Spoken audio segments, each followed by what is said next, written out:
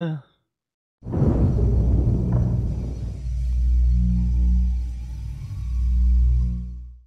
Ladies and gentlemen, welcome back to the Zyori podcast. We're here on beautiful, what day is it? June 4th, 2017. It's about 2:40 in the afternoon, Mountain Time. Yeah, that's right. I almost said it was April 6th, and I just knew that wasn't right. I knew something didn't add up, Trent. all right, well that's good. At I least had you this saved yourself. same problem Oh, don't last worry. podcast. I need to just get this computer out of Euro format. This is the computer that Resolution used when he was staying with Suns fan for DC. That's why it switches into Oh. Russian so easily. That makes sense. Yes. I've noticed that occasionally Mod or Annie will just randomly type to me in Russian on some days, so makes sense. See that? There it is. Easy. So welcome back, guys. This is podcast number 107. We're here back on the Moonduck channel, and boy, do we have a good one for you. We got a special guest, and it's going to be our good friend Bill from the Beat esports guys. They did the Beat Invitational, or at least were part of it, that Northern Arena event that was the LAN in Montreal that we did last November or October or whatever it was.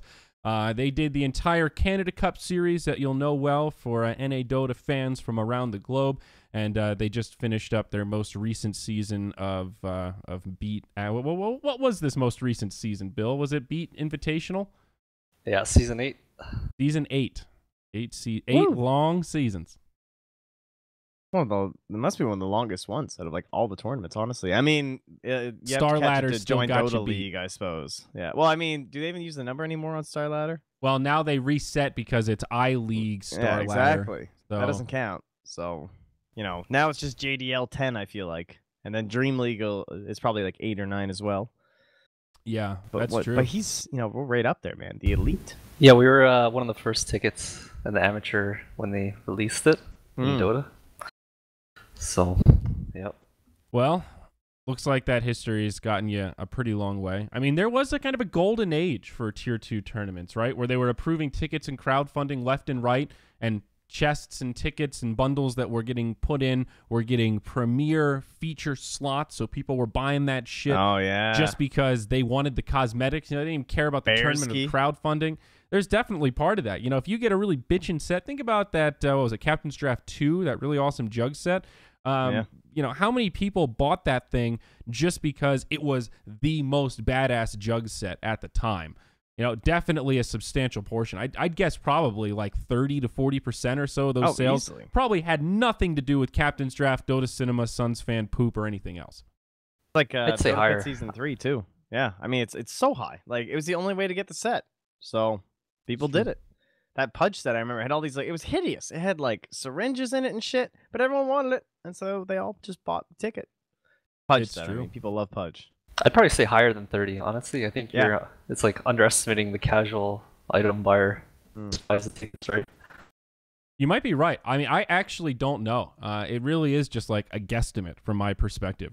Because you don't know, right? You don't really track data on that. It's just straight up sales. But I mean, It'd be we cool even if Valve could say though, like this many people bought the ticket and watched under like 2 games. That would be very interesting. yeah, that would be Oh. kind of cool.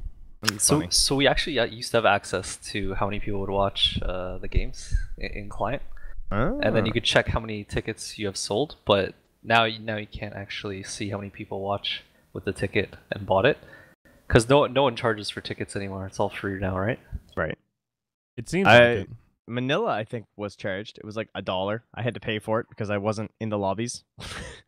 Really? Yeah, got me again, Manila Masters. I don't. I Yeah. mean, I guess giving it away for free makes sense. It's kind of a strange.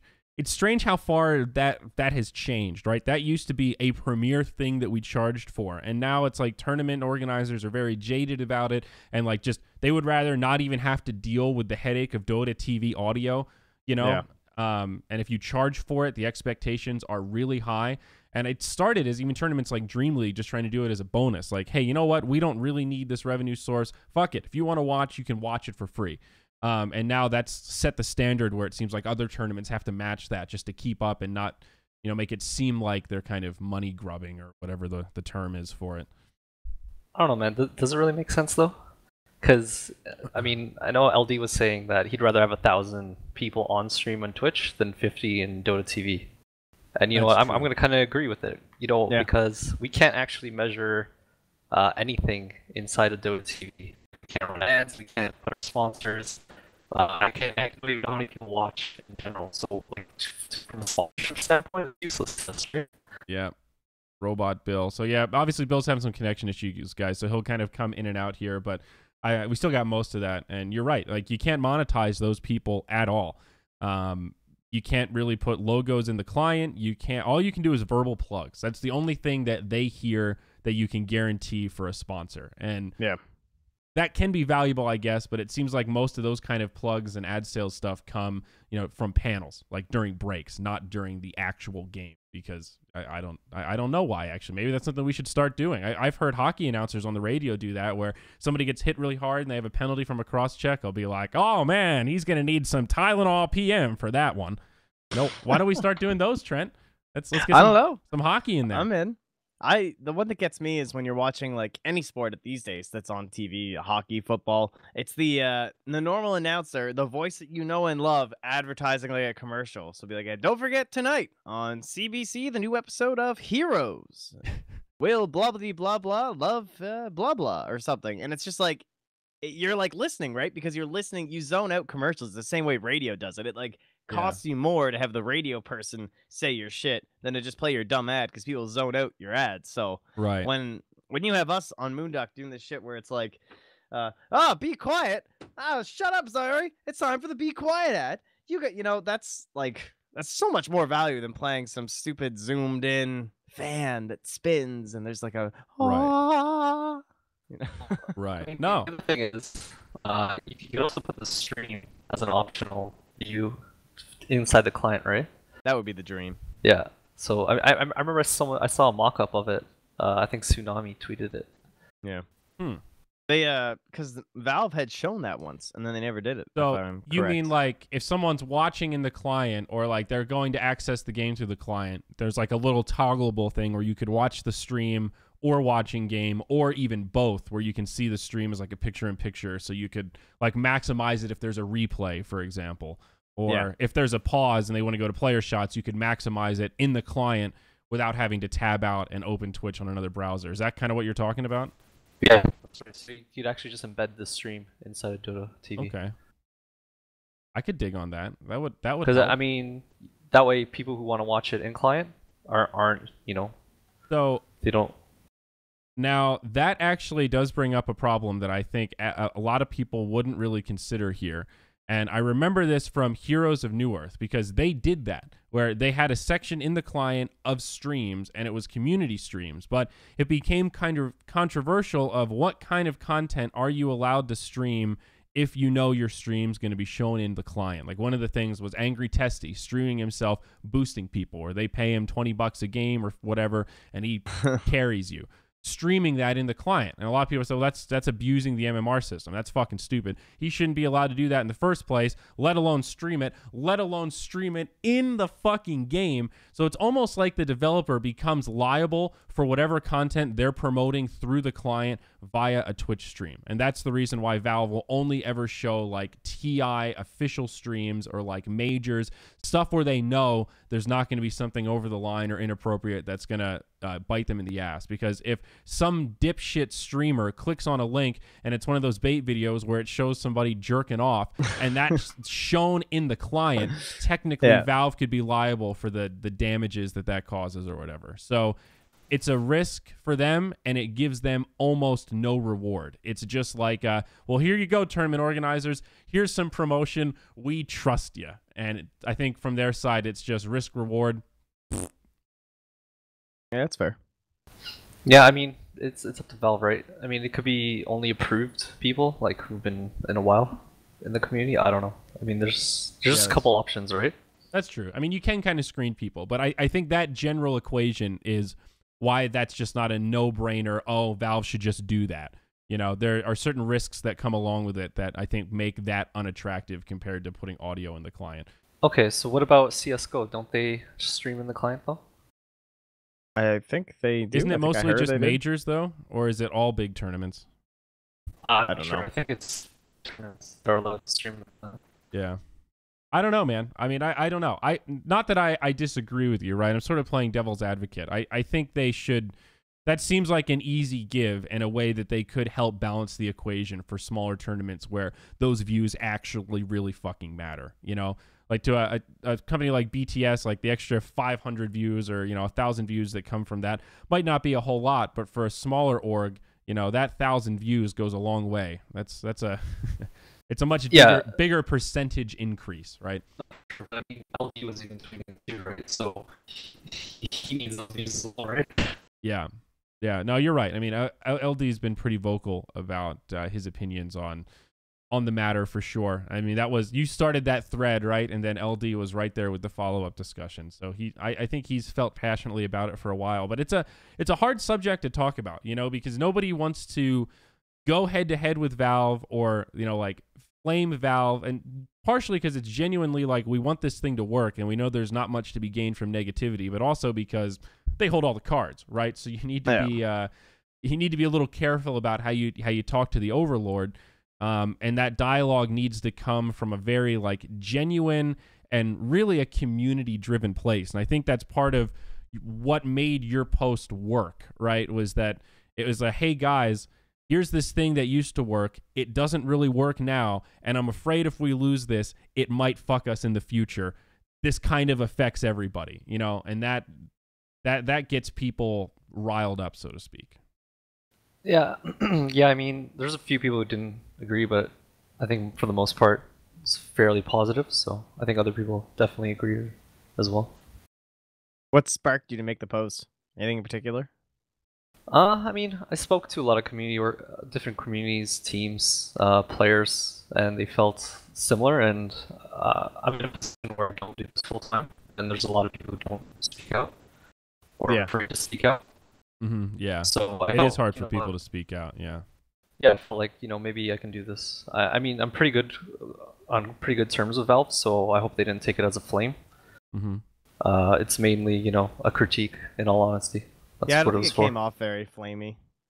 Definitely did not. It didn't have like a super negative tone to it or anything like that. It was more of like a concerned tone, which was good. And there was also a lot of thoughtful dialogue. And I mean, who knows what Valve really looks at, with this kind of stuff and what really matters to them. But I think it definitely bodes well when there's thoughtful dialogue going on. And there are like active community members writing, multiple sentences of, I agree with this, I don't really agree with this, and then having some follow-up back and forth. To me, that just, from a UX perspective, that's just great information right there. Those are hardcore people that really like your product, that are on the pulse, and it's really valuable feedback. So I can't imagine them reading that and being disappointed to hear their audience having a thoughtful discussion about something that could matter a whole lot. And in the grand scheme of things, we're talking about, I mean, what is the range of tournaments you're talking about? Because I think that is an aspect of the dialogue that maybe gets misconstrued.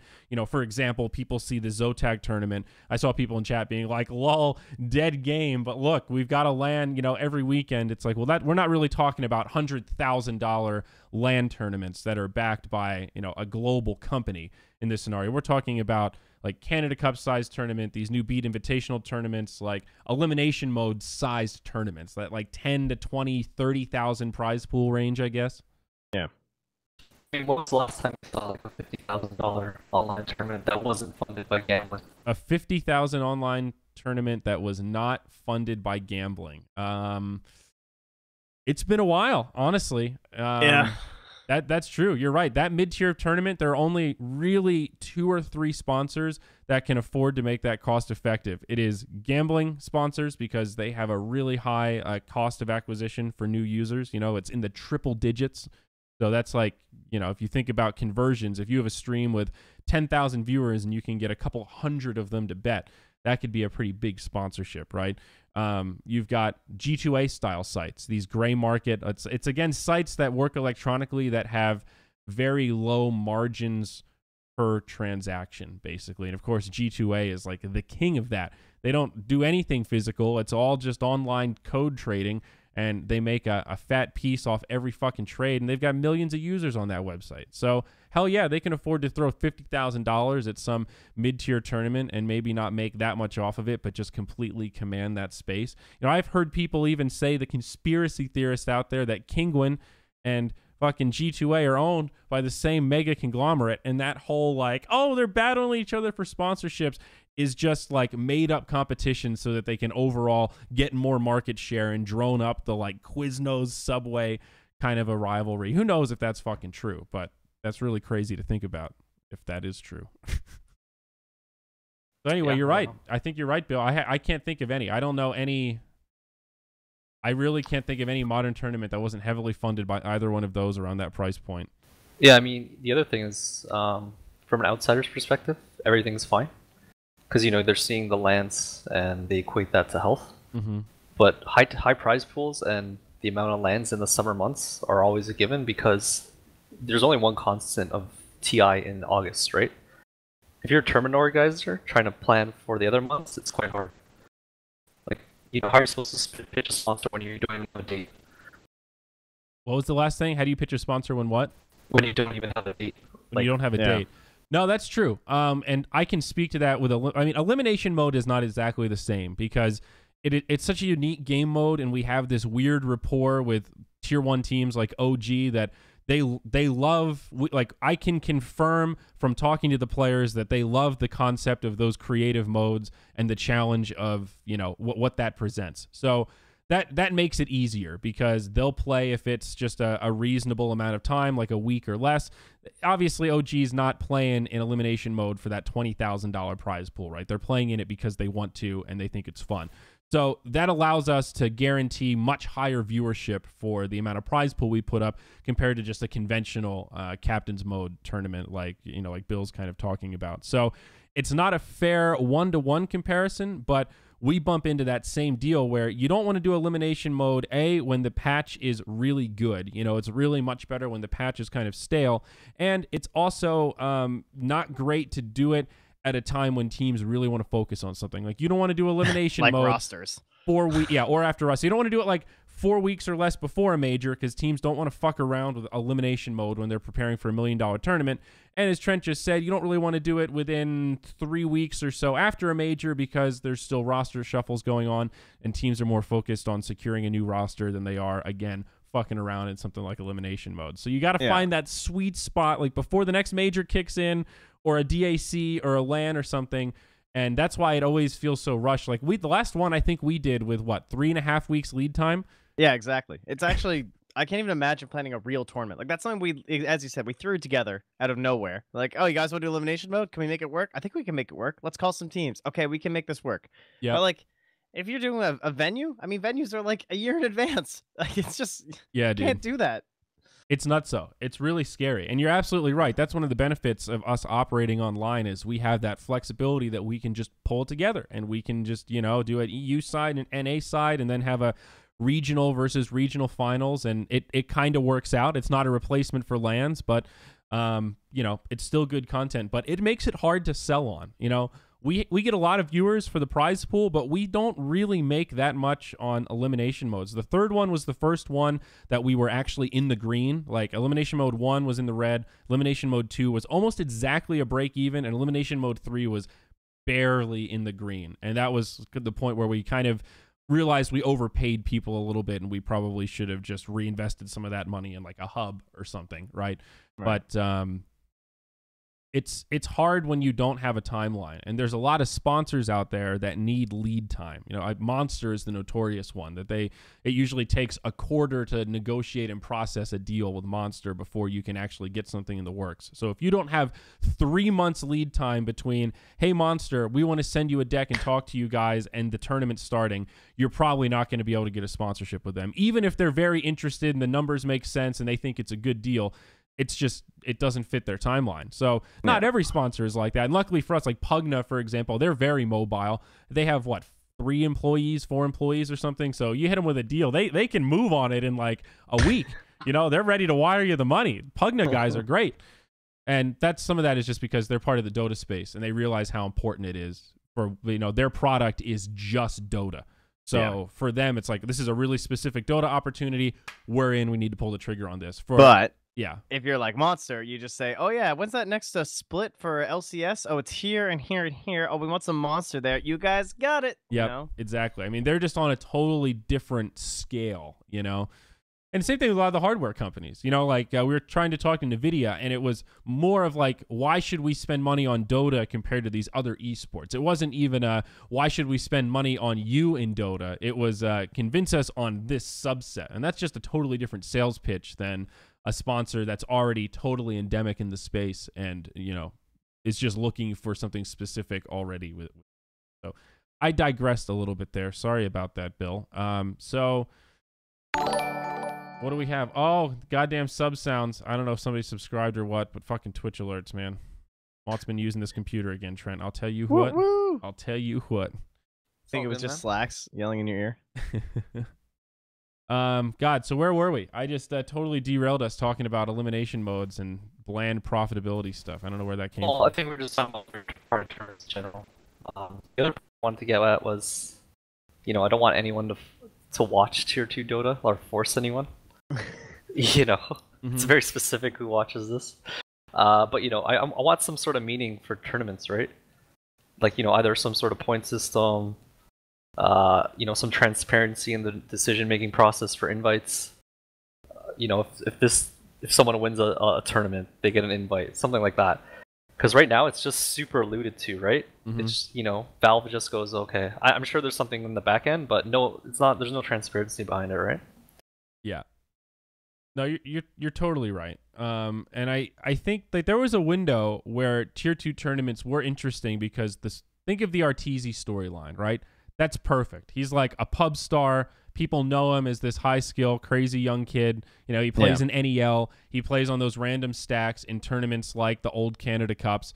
And then all of a sudden you see this MLG 2013 stand-in for speed gaming crazy run rockets this kid into an amazing Tier 1 career, right? That's a storyline driven directly from Tier 2 Dota, exactly from the kind of tournaments we're talking about that you guys used to run when you were still operating under Canada Cup, right? And I don't know how you replicate that, because some of that is just serendipity, right? Right place, right time, right personality. And there was a while there where like EG was playing in those tournaments, right? Like it was a mixture of Tier 1 and Tier 2 teams, which is kind of what makes it interesting. If it's just Tier 2 teams, you lose some of the competitive spirit, I guess, right? And the excitement of like underdogs and stuff. Yeah. I mean, there's a minor system in CS:GO. I mean, why doesn't that happen here? Now that's a good point. Now, so what do the numbers look like for CS:GO minors? Like, what are the prize pools? It's like 100K or something. I don't know. I don't follow CS:GO that much. But and is it like the majors? It's like 1 per quarter or something. They have 3 or 4 a year. I know if you win, you get an invite to the major. I know that much. I would really like to see something like that, actually. I mean, 100K is plenty. It could even be a little bit less, honestly, but still, even that alone is a really cool prize. And it's segregated, right? I think so. Minor teams can't play in like major qualifiers, right? Like you're either a minor team or a major team, and once you win a minor, you're now a major team, right? It's kind of like what's the word for it? I want to say a caste system, but I don't know if that's actually the right word for it. That's what they had. Just like a tiered system, I guess, would be the best way to say it. Yeah. I mean, LCS has that too, right? They have the premier. Well, I don't know what the terminology is, but they have the Code S level league, and then the lower the one. problem with Dota, I guess, would be like, how the hell would you ever determine someone's tier? Like, I don't know how that would even work. We don't have top teams. We don't have a big enough pool of long-term top teams because we have too many regions that the qualifier drives from, right? So it's if you played in the major last season, then you wouldn't be able to play in the minor or something like that. That would be something like that. Yeah, I don't know. I mean, it gets tricky when you look at tier 1.5 teams, the ones that are on the cusp, where you're kind of like, like the current MAUs. Are they tier 1 or are they tier 2? They're probably tier 1, even though they haven't had great results, right? It's sort of like you have to look at teams, but that's a good example of a team that was a minor team, made it to a major, and now they're a major team. Even if they're at the bottom of the list of the major team, it puts you in that category. So I think you go about it that way, and the minors, maybe it's for new teams. I don't know how you handle all-star new rosters. Exactly. Like Team Wings breaks up, and then they make a bunch of new teams of tier 1 players, but that team hasn't ever won anything. I don't know. Yeah. I mean, I don't think it would work for Dota. Well, at least not in that TBD. capacity. I'm sure there is certainly some sort of a minor system that could work for Dota, but it would undoubtedly be insanely complicated. Well, I mean, you just have to figure out where to draw the line, but I think we can all agree. Make it sound so easy. Well, sort of, but there is definitely a category of teams that are not major level, like not even close, right? Like tier 3 teams. Right. Yeah, but tier so 2.5 why should one of them teams. get a slot over a team that's better? Well, I mean, I think you should include some tier 2 teams in that as well. I'm just saying that it's still beneficial to have a pool of relatively minor teams, and maybe maybe that slot does usually go to like a tier 1.5 team that's kind of on the cusp, and that's fine, right? Then you have a team that gets to go to the major, but it creates an opportunity for those storylines for a crazy underdog team to make a run and That's upset some of what these open teams. qualifiers are for, baby. Well, yeah. The difference is most of the teams in the qualifiers get literally nothing in terms of prize pool, and this would guarantee at least like $400,000 spread across tier 2 and tier 3 teams throughout the year. And I think there is some value to that. We're getting to diminishing returns when it comes to big money going to the top tier teams. $20 million at TI, like one team getting $10 million or something. That's not helping anybody. Give them $5 million, spread the love a little bit. We're getting into this weird, like, we have 30 players that are fucking millionaires, and then everyone else is like middle class / shrinking and starving and barely above the poverty line.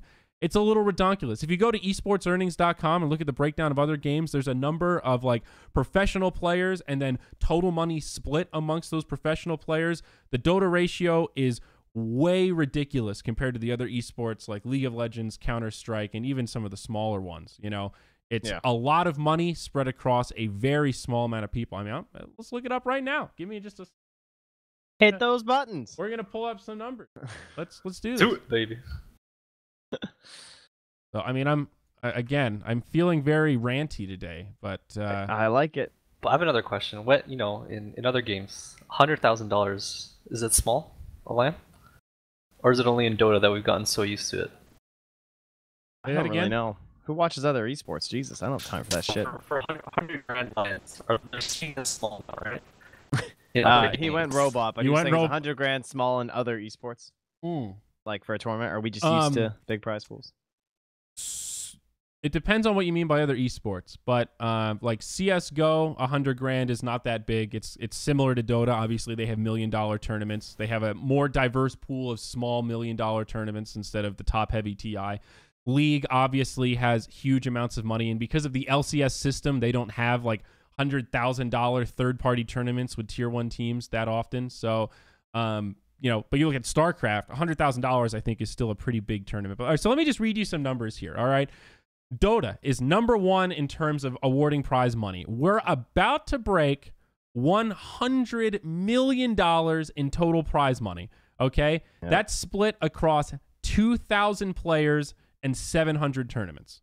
Now, number 2 is League of Legends. They're at $41 million in total prize pool awarded. That's split across almost 5,000 players. So they are less than half of our total prize pool and more than twice our total number of players. And about 2.5 times the amount of tournaments, about 1,900 tournaments compared to our 750.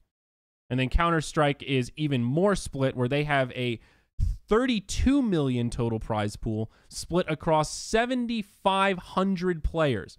So that's more than 3 times the amount of players of Dota, with a third of the amount of total prize pool, with 4 times as many tournaments than we've had in Dota. You know what I was doing today, actually? I turned on Twitch. I was watching the end of the first day of Epicenter, so I watched the games today. And then I went to, like, what was the top of Twitch, just out of curiosity, because I saw some people talking about earlier, and it was Rocket League. And it's the Rocket League Championships right now. Currently, they're sitting at 170,000 viewers. Jesus. Which I believe is more than Manila had, if I'm not mistaken. I think Manila peaked somewhere around 130. The grand prize first place is $55,000. This tournament has a $150,000 in prizes. This is the World Championships of Rocket League. This is their big Super Bowl shit, and it's the whole prize pool is $150K. I mean, that's Wow. surprising to me. Like, think about the value return there. That's like the viewership TI gets. That is I really mean, surprising in some ways. So Rocket League was a weird one, right? I remember Yeah. when that esport was coming out and people were saying like, oh, it's going to be the next big esport. And it didn't really launch at first, right? But that game has maintained a pretty hardcore user base. And what's cool about it is the skill cap is super high. So there's always potential it's ridiculous. for like these nutso crazy plays and also potential for people to fuck it up. Right? Every good game has that because the audience wants to see both. They want to see big plays and they want to see people mess up. How much pleasure do people in Twitch chat get out of like Loda missing a chronosphere or Envy dying as soon as he pops Metamorphosis or not using his BKB? You know, like that's equally as hype when people make really big misplays. And Rocket League is min-max all over the place on that. They got Old Spice, they got Mobile One, 7-Eleven, Brisk. So I think their demographics are really good. It's heavy North American. I think it's a very, very heavy NA viewership. So if you have that if you have 170,000 viewers and like 100K of them are based in Canada or North America, Mobile One, dude, fucking oil. That's so good. So no I get it. Website. Oh God. Yeah. They're in it. I'm switching later, dudes. All right, I'm see ya. jumping ship. Rocket League's like hockey. I heard them say the guy scored. He went bar down ski. They said that when I watched the stream, and I was like, those motherfuckers are stealing our hockey terminology. What is bar down ski? Like going bar down. It means if you hit the crossbar in hockey and it rings down, like it goes like pew, and then it goes like down into the net. That's going bar down. Or in casual conversation, if you like a bar down nail ski. something, you went bar down. But then Letterkenny made bar down ski more popular. I'm pretty sure, which is just adding ski. It on sounds like things. code for a kinky sex move, dude. I gave her the bar down ski. I gave her the bar down ski. Like oh no, you position. didn't, eh? Oh yeah, bud. Oh yeah, but I gave it right to her. Oh Jesus. So yeah, but I get it though. I see the mass. It's like Counter-Strike, right? We've talked about this before. Part of the beauty of Counter-Strike and the horror of Overwatch is watchability. Counter-Strike, very easy to watch with good observing. You can see the headshots, you can see the rotations, and really anybody that pays attention and watches it for more than like 15 minutes can understand the basic premise of what's going on. Maybe not the economy aspect or the specific guns, but they can see headshot. Oh, wow, that was fast. You know, Overwatch, it's just shit blowing up. You don't really know what's going on, and you know, there's some teamwork, but it's very hard to watch. Much more fun to play than it is to watch. Rocket League, I don't even fucking like. I hate playing that game. It's too hard. I suck at it. But watching people that are really good at it is a shitload of fun. It reminds me of like hockey. It's like speedrunners, right? It's very easy to watch. The concept is conceptually, it's very straightforward. And when you see a big play, you can just, you know. It's you know what? In terms of watchability, it's got to be the easiest. It's easier. Yeah. It's because it's so much like it's literally just traditional sports, right? It's cars playing soccer. That's you know. What if we started doing like the extra hype Rocket League stream? Like I don't know what it's like. Have you heard them cast? Do they go crazy? I was watching it today. There's no analysis because it's nonstop action. It's just like playoff to. It's like play by play to play by play to play by play. And then when something happens, they both go ah! Like they were. So it's like South American soccer. You're saying? Yeah, exactly. Go! Yeah. All right, I'm in for that. I was thinking we get some air horns going, like get a soundboard. I think that's really what Rocket League needs. Look at this panel going. They got match predictions. They got a host. They're just paneling it up, man. Dude, maybe I should start hosting Rocket League. That sounds pretty fun. There's no analysis, so you're just like, what are you talking about? Yeah, you just look at highlights. They go, need that to be was aggressive. That's what I heard. I'm like, oh wow, genius. Yeah, but no, you're right though. That is really good in terms of prize pool to viewership. So we'll see if it's sustainable. That's the big thing. A lot of these things are kind of fatty, you know, and you need the personalities to carry it through. That's part of what makes Counter-Strike, Dota, and League the top 3 esports time and time again. You know, every time Newzoo puts out one of those reports that crunches the numbers of esports minutes and, you know, unique viewers consumed and all this kind of stuff, they're always at the top because there's storylines. There are people like Dendy and people like fucking Dyrus and, you know, any Counter-Strike player. I can't name one, but, you know, there's Cloud9's nothing, right? You know, all these people have personalities, and there's drama, and there's like a very active competitive community on the subreddit. And even though you can say the subreddits are kind of cunty at times and very whiny and feed the drama, it keeps the ball rolling. It gives people stuff to be interested in outside of the game. You know, it taps into that human element. You need to be able to see the human side of players and make it interesting, and see their personalities. And it's hard to force that. It takes a long time to build those personalities in esports. That's why Vainglory might have 50,000 viewers and a $100,000 tournament in this super serious esports scene, but at the end of the day, it's just a bunch of random dudes mashing buttons on fucking tablets. You know, it's just not. I can't say I really get that game as far as games go. Like, I don't understand professionally playing a game on your phone. Phone games are for when you can't play on your computer. So, like, why that? I just don't. I don't know. It's literally just marketing. Trent, maybe we should start doing like a tour to esports on this podcast. Have like a Vainglory caster on and try to understand what the fuck's going on. No, well, not shit on him, but just be like, dude, like I don't like what. Sell me on this game. You know, this do sounds it that amazing. Way. Write that down. Right, do it with Overwatch. Get somebody that really believes in this new Overwatch system. I want that Rocket League guy, Findable Carpet, because one, I like his tag, and two, he has an amazing beard. I've seen a couple Rocket League streams, and he was just on. Yeah, like what a great tag. My God. Look, they're playing a best of 7 right now. Is this like the grand finals or something? What do you think, Bill? What's the hot budding esport? Didn't you guys do some Overwatch? Yeah. How'd that go? It was pretty good. We got like 25,000 viewers for $7,500 prize pool. That is pretty good. Better than Dota. Yeah, so you get pretty much orgs. What I find is you deal with a lot of orgs in Overwatch. In Dota, you deal with a lot of pub stacks instead. Yeah. Are you guys going to do more Overwatch? I mean, what do you think about this Overwatch League? Have you talked to Blizzard at all? Do you have an opinion on it? We're actually doing another tournament. 7. Oh, another tournament. Okay. Yeah, so they actually don't allow specific prize pools at the moment, or you have to go through stringent approvals in order to get your tournament approved. Yeah. Oh, it's touchy, is it? It's very opposite of Valve. You actually get a lot of communication with them. Valve is a little bit more hands off. Yeah, just a little. No, it is way different. I've talked to others in the space as well, and it's really just different is the right word, because there's benefits and drawbacks to each, right? Like Valve is very hands-off, but that means as third-party organizers, we have a lot of freedom. They don't really care what sponsors you use. They don't really care how you run your tournaments. They see it as like, if teams will play and the money's right, then that's great. Do your thing. We might watch maybe, you know?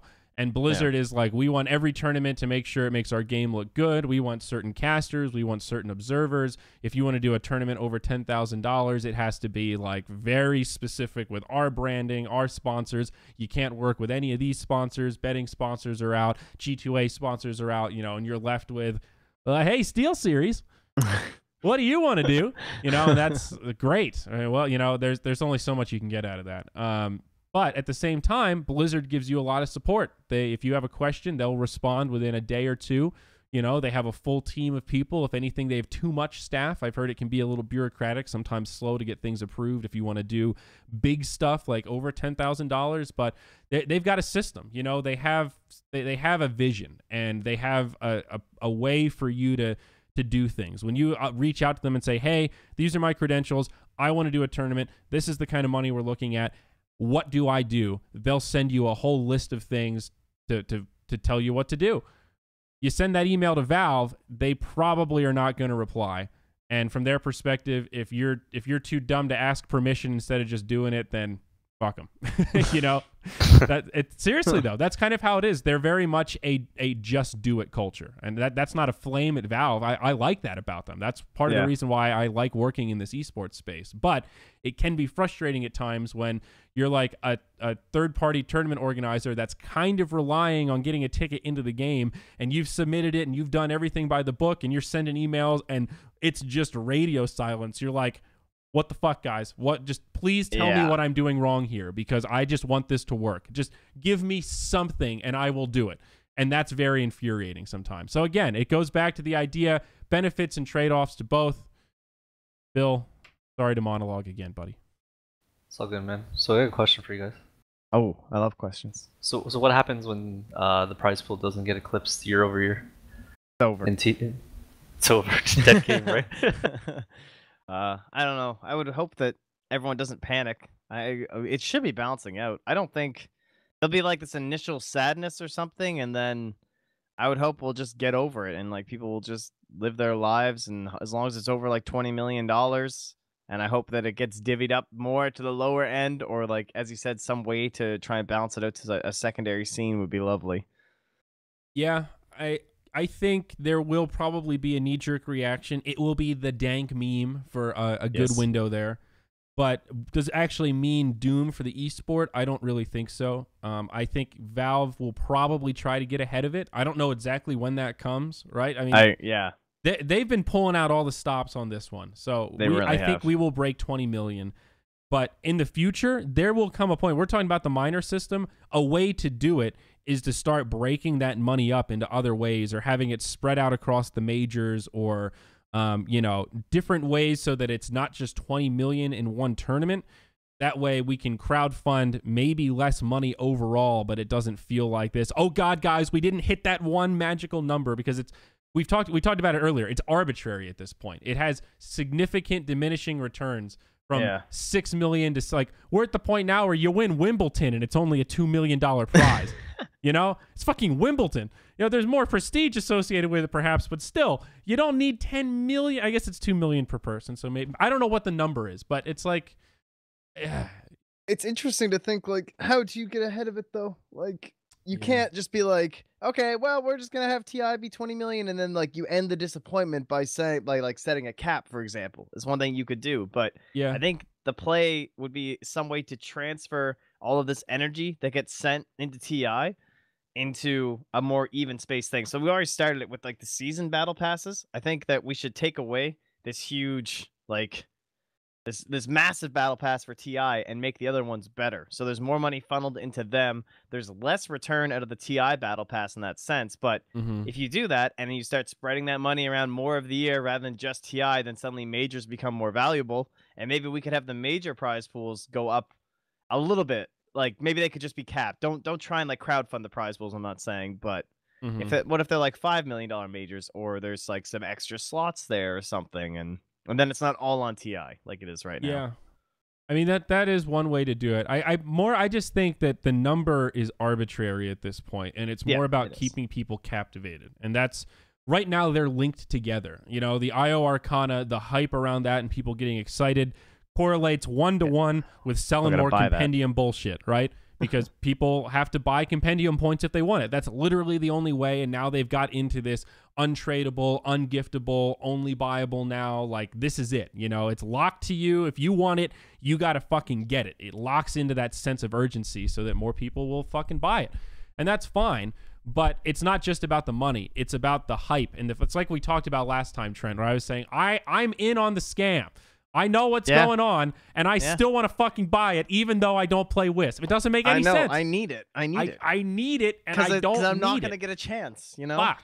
It's going to be gone forever. So as long as they can keep instilling that feeling in people, it's all good. And it doesn't really matter if that is a prize pool that breaks 20 million, then 22 million year after year. I think as long as we're in that like 15 million plus range, who gives a fuck? Like, what are the other esports going to be like? Look at these dumb idiots. They can't even break 20 million prize pool anymore. Like, no, it's fine. We're good. We've set the bar high enough. Now we can coast a little bit. We don't need to empty our wallets every time. Maybe that's just my opinion. I don't know. I think people get too hung up on that arbitrary goal of breaking the prize pool, and really it's more about just making people hype about it. I hear you. Yeah, couldn't send it better myself, man. What can I say? Great. Well, thank you. Oh man, you flatter me, Bill. So what's the next hot esport, man? Are you guys gonna do a vainglory tournament? Yeah, totally, man. I'm gonna fire up the tablets, bring them over to Colorado. Dude, that is the funniest part. Them. Like, they get off the stage and there's like no gear to unhook. It's just like, oh, all right, I put my tablet in the bag. Okay, we're done. And they just get off the stage. It's so weird. I hate to flame mobile esports, but I just... There'll be gamer gloves and like gamer tablets soon for that very reason. Oh, dude, speaking of gamer gloves, did you guys see the HTC Vive demo at the end of Zotac yesterday? No. I kind of want to bring it up and play some of it. I don't think anybody clipped it because it...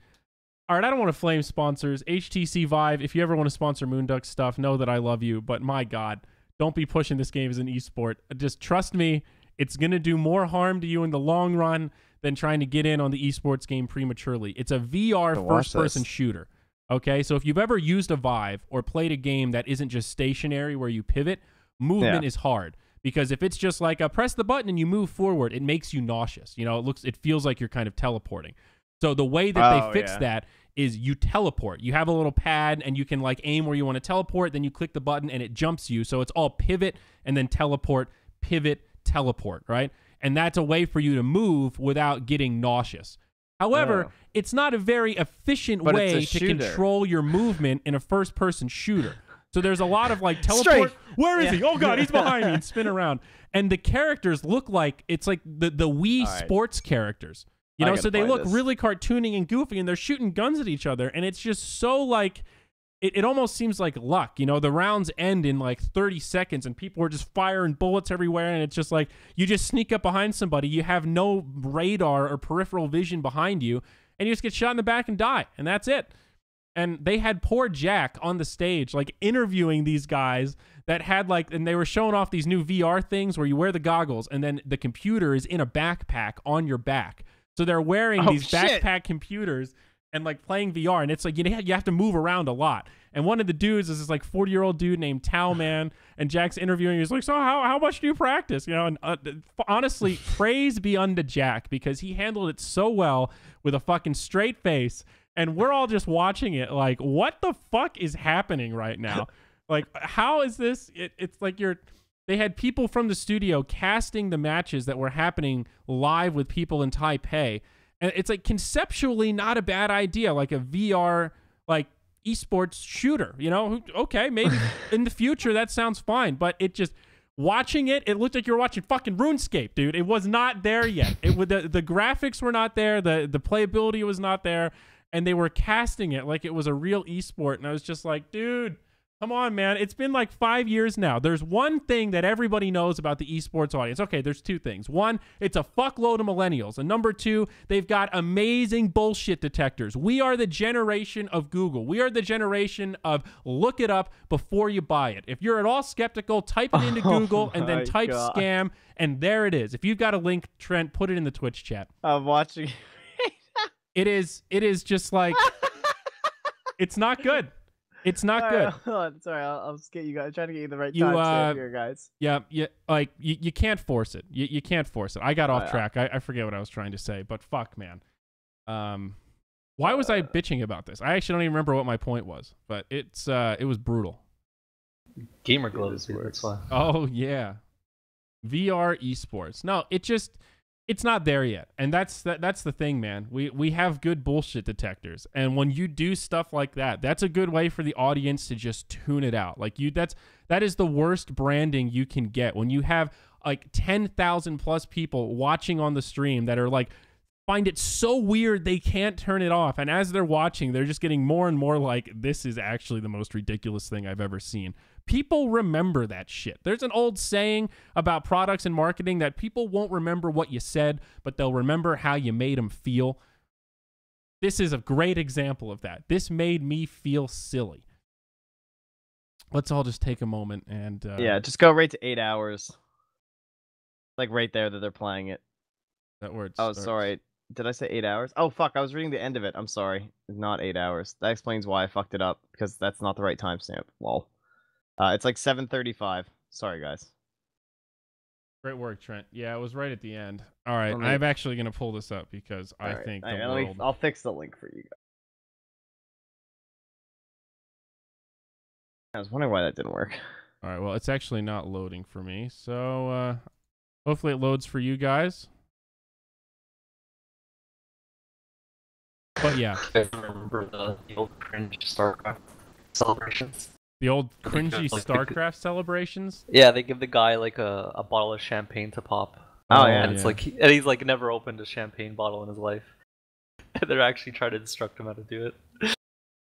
Dude, this is hilariously awful. Why? I mean, yeah, it's just like, it's a PSA to sponsors, you know, and I understand like why companies, you know, so this tournament was a weird one. You know, Zotac worked with Battlefy to do all the qualifiers, and I don't understand why. And I asked them why, and they didn't have a good reason either. There were a lot of times where we were sort of consulting to try to do stuff to help the online portion of this tournament, which was comprised of like 28 open tournaments.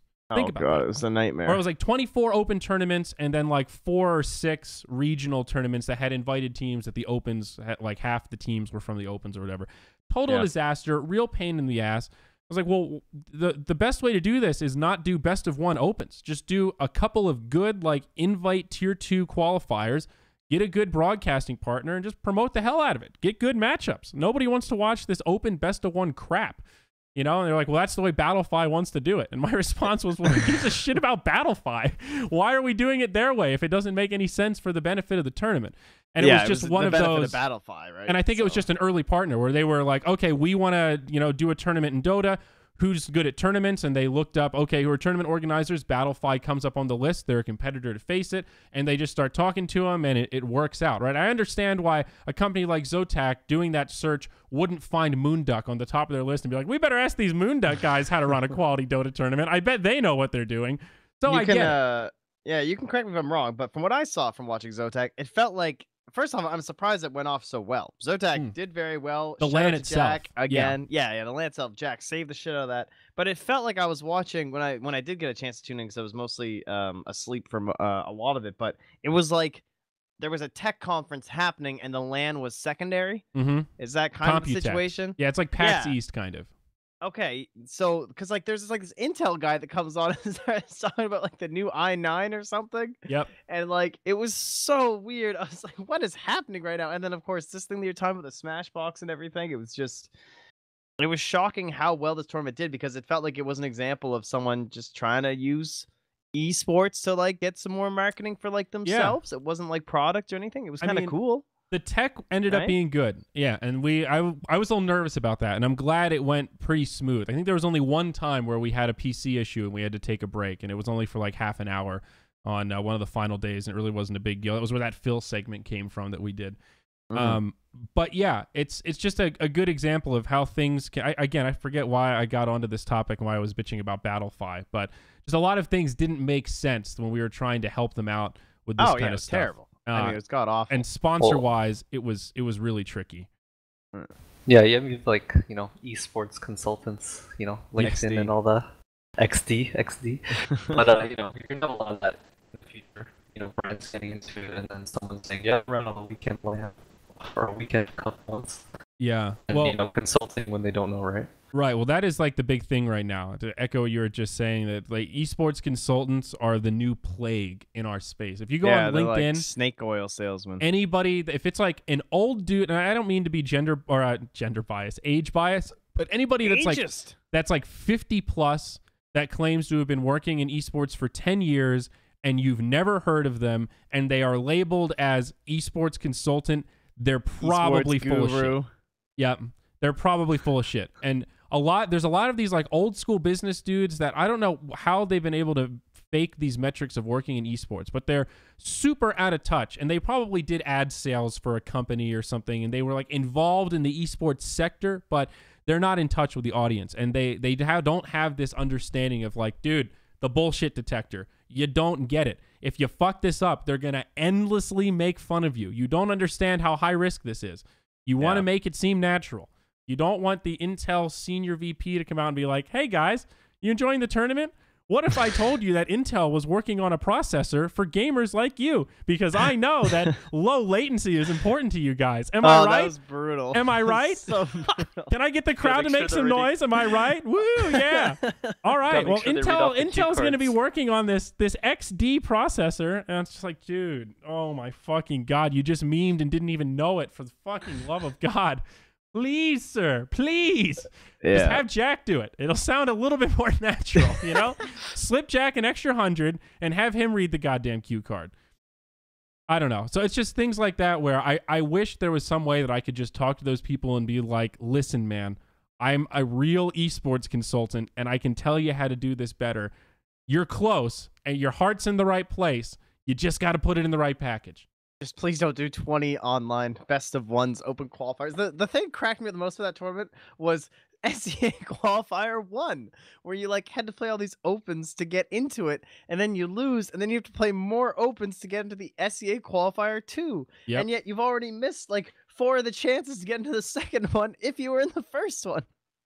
Yep, because the schedules all overlap. Dude, it was terrible. It was terrible. The format was actually terrible. It was so hard for good teams to qualify, and that's why that LAN had so many strange teams. That's why Singularity was there. I mean, they played surprisingly well on LAN. It was cool to see a Tier 2 team or even Tier 3 team that nobody ever really heard of that was able to, put up some good games on LAN. But you miss out on a big opportunity. You put down if you're Zotac and you put down $100,000 to do that LAN, you want some goddamn Tier 1 teams there that aren't just Chinese. You want some Western. You want an OG. You want an EG. You want something besides NP. NP's good, but you need a little more than that if you really want the viewership to get the returns you're talking about. So the qualifiers really fucking matter in that sense. And to just kind of botch it and be like, yeah, this sounds good. We'll do 85% of the total qualifiers will be best of 1. That sounds awesome. And of course, they only got in there, right? Because it was like last minute direct, right? And that's why they dropped Dream League and all that. And... Yep. Disaster.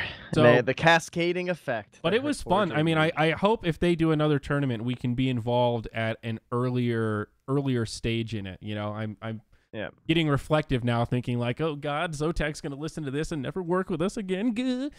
But, it's true. There were a lot of issues with that tournament, and I think we did the best we could with, we came in pretty late in the process. They had already locked in a lot of the format and had a lot of things set in stone when they were looking for broadcasting, which they kept asking us, how do we advertise the tournament? And I just kept saying, good qualifiers. Having the stream online with the logos and people just want to be hype about their teams qualifying for a LAN so they get to see them in person. So you just need to market that. It's that simple.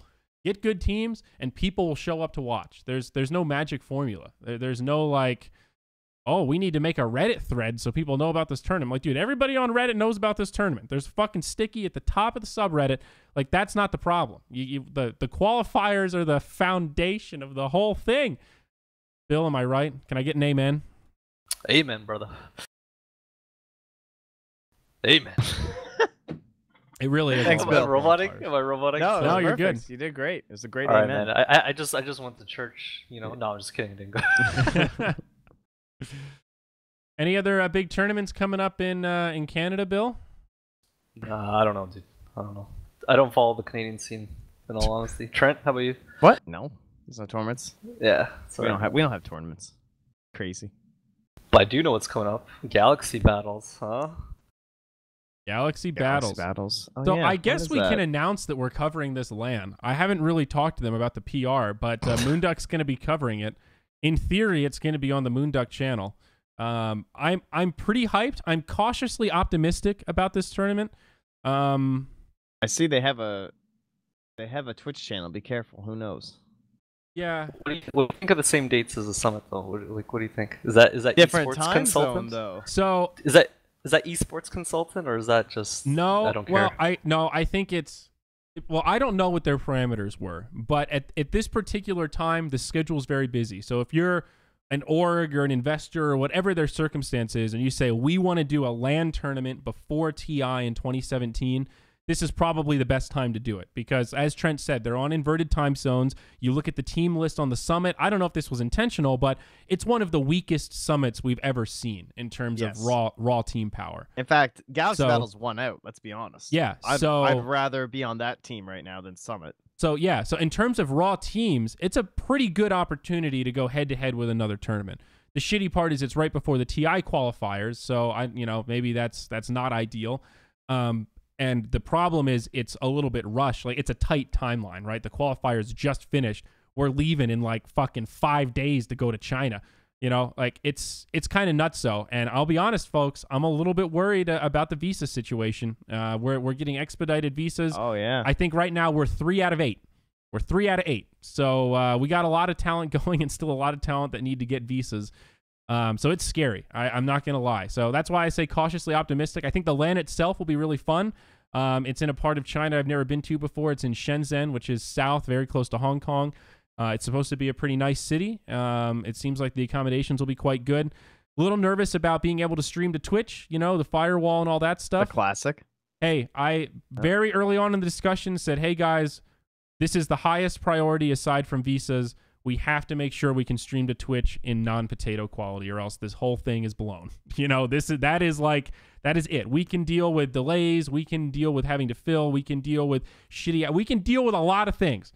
Our team can roll with the punches, but if we can't broadcast to Twitch, we're fucked. I have no solution, you know. So if we get there and there isn't a way to broadcast to Twitch, I'll be pretty upset. But you know, Bill, I mean, what do you do in that situation when you get a guarantee in a contract and then you show up and they're just like, yeah, actually, we didn't get the fiber internet. I know we said we would, but we never did it. So sorry. You know, it's like, what do? You're there. You just have to deal with it. So fingers crossed. Make the best of it, dude. Yeah. Make the best of it, man. What can you do? Yeah. So cautiously optimistic, again, is how I put it, but very excited. I mean, it's going to be a lot of fun. I don't want to reveal the whole talent list. I want to check with them if there's any announcement coming, but it's like, I mean, dude, this LAN is literally a week and a half away. So it's going to be fun. Spoiler, I won't be there. Trent Pax won't be there. Mott will not be there. Sorry, there's going to guys. be a lot of faces that you haven't seen around Moonduck before. A couple, not first timers, but some exciting. All right, I'm going to reveal one. Jenkins is going to be one of the panelists. Jenkins. Shit. I'm hyped. Dude, I'm hyped. You're getting all the Canadian talent, aren't you? That's what you guys are doing. Yep. Straight cornering that market. Fucking Jenkins, dude. I cannot wait. And he was pumped too. I loved it. I love working with people like that are just excited. I'll be honest. The pay is not amazing for a trip to China because it's like 2-day travel time on each side. Yeah, it's not terrible, but it's not ideal. So every conversation, I'm like, okay, hey, are you interested? This is the pay. Are you still interested? It's lower than what we'd normally offer, but you know, it's short notice. This is what we're working with. And Jenkins was just like, dude, I don't even care about the money. That just sounds like a fun adventure. I'm like, I fucking love you, Jenkins. I can't wait to have you on the panel. I think it sounds like a fun adventure too. So it's going to be great. It's I think we'll do a Moonduck Does China video. Should be good. He's a lad. I'm actually pumped. He's one of the most positive casters I've seen cast any Dota, honestly. Yeah, it's true. He's usually there's like a salt level, but he's so like positive. when Swindles did his cast, man. Those things were salty as hell. Yeah. So yeah, should be cool. It'll be good. We'll have an official post coming pretty soon with the talent list and everything. So that weekend, you guys are going to be watching VP, VGJ, Secrets, LGD, Navi, Team NPA, Empire, and a mystery team all at the summit. So that's all hype. And then Galaxy Battles is Newbie, who obviously just won, so hype. Then IG Vitality, I think they actually should do well, right? They'll have paparazzi because it's going to be in China. I'm sure that he'll actually be there this time. And then TNC, which this is their one chance. 1437 God himself, Canadian. They have to prove themselves, man, after, you know, so close last time. But yeah, Planet Odd as well with that sick new logo. Yo. Yeah. Galaxy's not bad. It's not the greatest lineup ever, but it's definitely very interesting. Like you said, Planet Odd, the old Thunderbirds, Mouse, Infamous, LGD, and Happy Feet. Happy Feet. You guys are the only Americans. Yeah, you're right. There are no American players. There are 3 Canadians: Moon Meander, Jo, and 1437 representing. I'm actually really hyped to see Happy Feet on LAN. Dude, that Scants team coaches them. They got some dank ideas, and plus they're very good players. Ben-Hur is extremely talented. He's one of like the best mids that I've seen play in SEA. Just as I think Scant said, the confidence is all he really needs. So going to a LAN like this will help. And Jo kind of brings that veteran presence to. Man, we got Infamous too. Infamous as well. That's right. They owned in that American qualifier. They went 7-0. On shit ping. Will they have visa issues? Is it hard for Peru to get Chinese visas? Who knows, dude? It's hard for them to get like North American visas to come to Canada. Like we were debating it, and yeah, it's super hard last minute. So I don't know. We're gonna have issues. Interesting. I'm excited though. It's gonna be a lot of fun. I've only been to China once, but it's an adventure every time. I'm excited to try some cuisine. Hopefully, it doesn't give me diarrhea. Last time I was in Asia, I had very bad diarrhea from food, so I had to take Pepto. It was for the savior. That was a dank story, dude. I like that. Dude. It was like, so I was in Vietnam. We're eating street food, like off the side of the road, and basically cars can come. You basically eat on the sidewalk, and cars are just driving by. Mm-hmm. And I don't know, maybe I got some gas in my food or something, but Jesus. I was not feeling well for 3 days. I remember PPD was really sick when we were in China. He told us that he had literally 24 hours hugging the toilet from eating street food. It was like street wontons. He said they were like 10 cents each or something. They were stupidly cheap. Like, dude, I don't even want to know what was in that thing, but it destroyed me. Oh, I got the squirts a couple times, but nothing like that. I mean, that's like legit food poisoning, you know? Well, fuck. I did fine. I haven't killed myself anywhere yet. That's good. Did you have anything crazy in Manila? Did you eat anything wild? Nah, it was like just nice hotel, good food. There was no opportunity. I was just like hotel, work. Nah, no chance for that. Fuck. We went to like one buffet the day before everything started, but it was like a nice restaurant place, and it had like all these international cuisines, so it's just delicious. Very good. Yummy. Yeah. All right. Moonduck.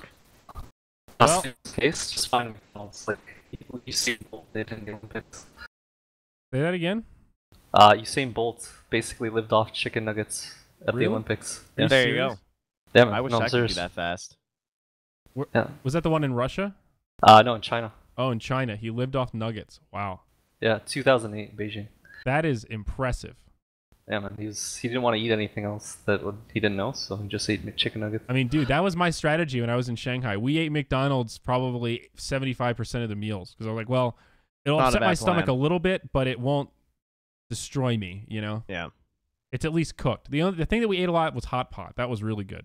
I like it because you cook it yourself so you can control, like, all right, I torched the fuck out of this mystery meat. How bad could it be? You guys know what is super good? Nature's Prophet level 1 ulti. Wrath of Nature. This hero is so underrated right now.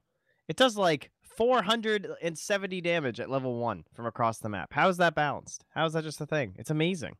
It's so good. Why aren't we talking about this? I don't know, because I don't want people to know, so I don't want them to pick Nature's Prophet. I hate playing against him, and I hate playing with him, dude. Fuck that hero. I've been watching the replays of just like Zotac, because I missed a lot of the games because I was casting Galaxy Battles, and then I would be asleep during Zotac, and like I'm just watching these early game fights, and MSS is just like winning shit. It just blows my mind, dude. They have AA and they have Ice Blast across the map, Wrath of Nature across the map. Easy game. Get a Veil on somebody. That thing comes ripping through the team fight. You lost. You got to buy raindrops against Nature's Prophet now, guys. You're going to lose. Like, goddamn. Anyway. All right. I'll keep that in mind for my pubs. That's my one Dota. I'm looking for any way to enhance my pub experience, man. My most recent pub sessions have been terrible. I've just been playing PUBG. Well? Okay, hold on. I can save your pubs. Razor's a pub saver, isn't he? Fuck Razor. Didn't Razor dude. be some fun? I hate Razor. Oh. I've been a Razor hater on every panel. I can't start playing him now. Everyone will make fun of me. Why are you hating on Razor? Razor's a good hero. Is he? Is he, though? I think Timbersaw is really good.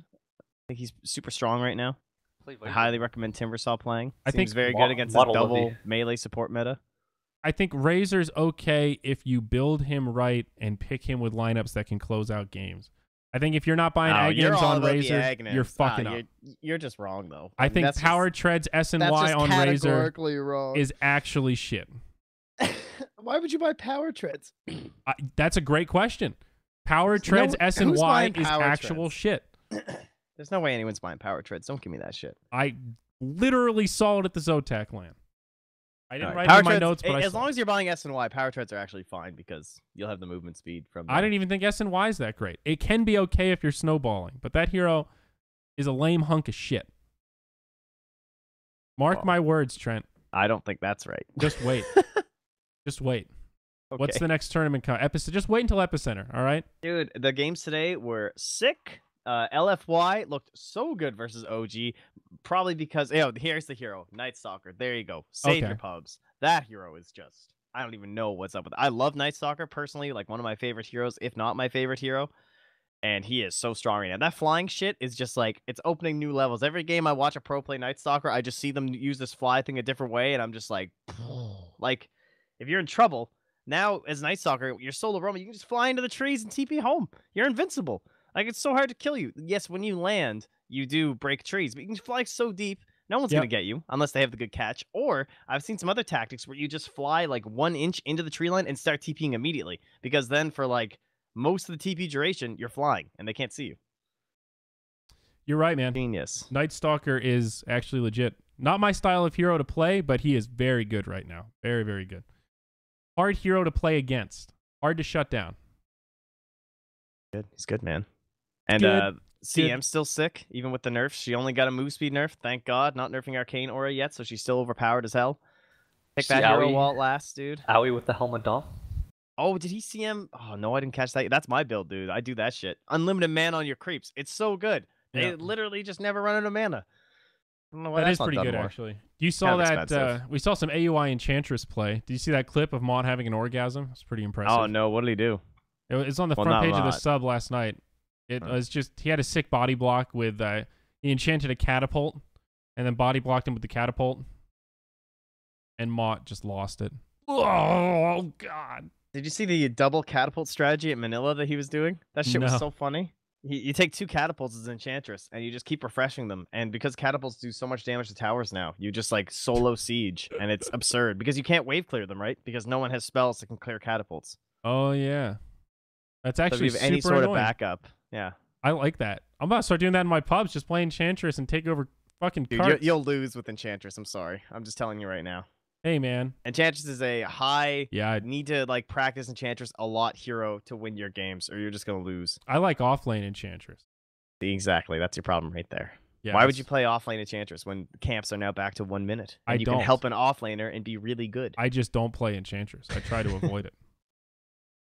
Not my style. I'm going to play some... I'm in the mood for some techies. I'm going to go grief some people after this, I think. All right. That's fair. Get some more suicides on that techies Arcana. But let us actually talk Epicenter, because now I'm curious. I need to take a full look at the field here. Let's do it, man. Let's hit some Epicenter, then wrap this up. I'm hungry. All right. So we got all the regulars. It's the star-studdest lineup of star-stud lineups. Weakest teams: Clutch Gamers, Navi. After that, LFY, Team Secret, Planet Odd, and then we got the tier 1s of tier 1s. All 5: IG, Liquid, Virtus Pro, EG, and OG. That is a fucking dank direct invite list. Literally the top 5 teams you could ask to have. Yeah, it's gonna be so good. I mean, $500,000 prize pool, a lot of prestige. It's a tournament notorious for treating players and teams very well. So not surprised to see the big boys accepting. And you're right, man. It's going to be one hell of a tournament. It starts pretty soon. What? It already, so they had the 1 matches today, but it was only 2 best-of-3s. Okay, yeah. And then it all starts tomorrow. Gotcha. It goes right away. EG, IG. I mean, damn, that's intense. Pretty nice.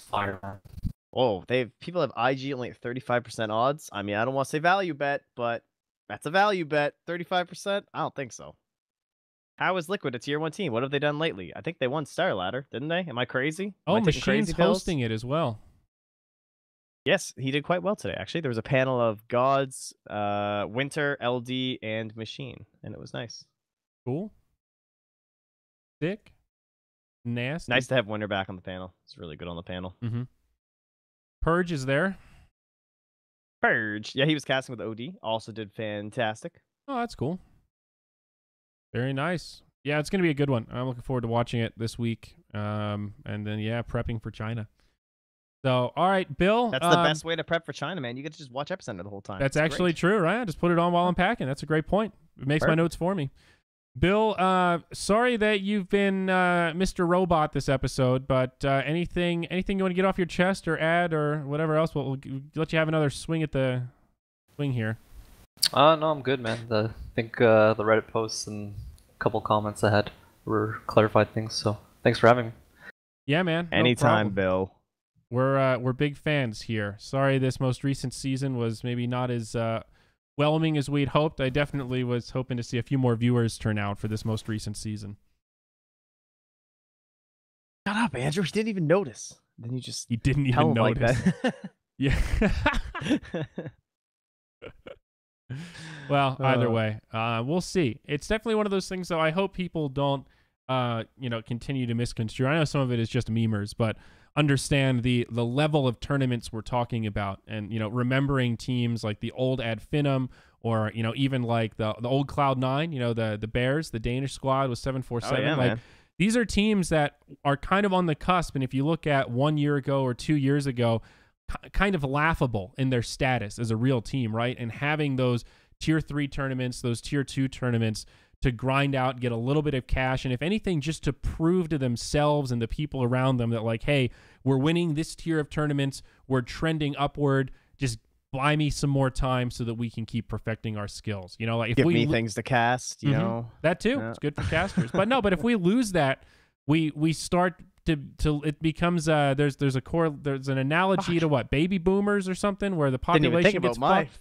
You know, concern this, Jesus. There's too many old people, not enough young people. It's the same thing where you have too many pros, then all those pros are going to retire, and we don't have enough young guns coming up that can be on good teams. We don't have any fucking tier 2 scene for the practice in. But we'll see. We'll see. Maybe conspiracy theory, maybe truth. Time will tell. Just make sure you don't misunderstand the problem. Educate your folks self. Watch some Alex Jones, and that's it. That's all I got. Trent, we'll see you next time. I'm just looking right now. I didn't even think about it. This concerns me. They have that caster aggregate now. So I have 799 total games cast since they started recording these, which I think is only source 2. Which is like, there's some Russians up here with me. Toby's rocking 681. Damn, dude. Toby casts a lot, man. Yeah, he does. That's pretty wild. I guess because it counts like years before I was casting too, which makes sense because he hasn't cast. Obviously, he hasn't had to cast as much in the past couple of years. But that's where all mine is. Mine ain't tier 1. Damn. Yep. Where would I be without these? Now remember tournaments? that Where also would I be without Bill? That also only counts games where your account is in the lobby.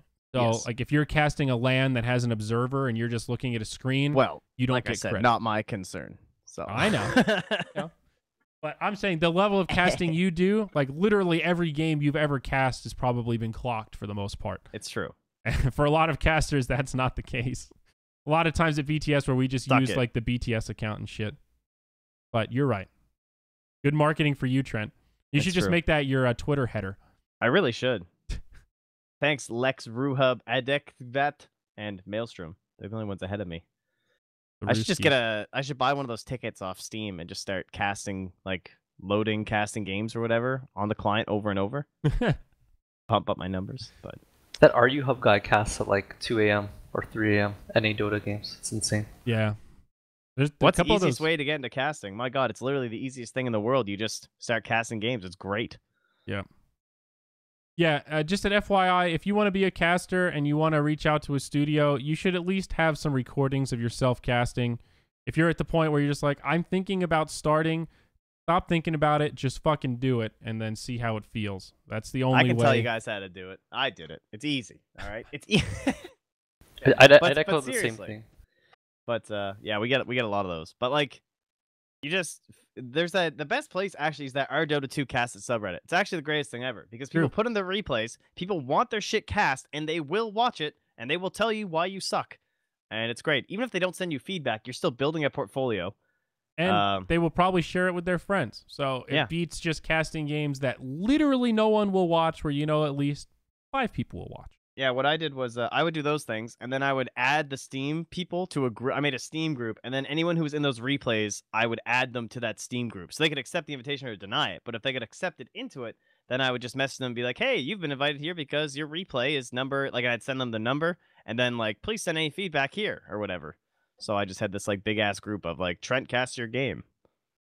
I'm not casting some wood tier, normal skill, unranked game. I like this guy. Wood tier. I'm going to start using that. Well, the best thing to do is open qualifiers. It's a balance of both, right? You want to do like you gotta cast all those open qualifier games. I used to get like 3,000 viewers even when I was total dog shit garbage and not affiliated with anyone. Yeah. So casting opens can be good. Definitely like opens for like hubs and stuff like that, dude. There is definitely a tier of people for casting. Like when I started, some of it is just availability where you're like, okay, I'm only going to work on things that I can work on however I want, like web development. It's just timeline based and you can kind of do it in whatever hours, whatever pace you want, as long as you hit the deadline.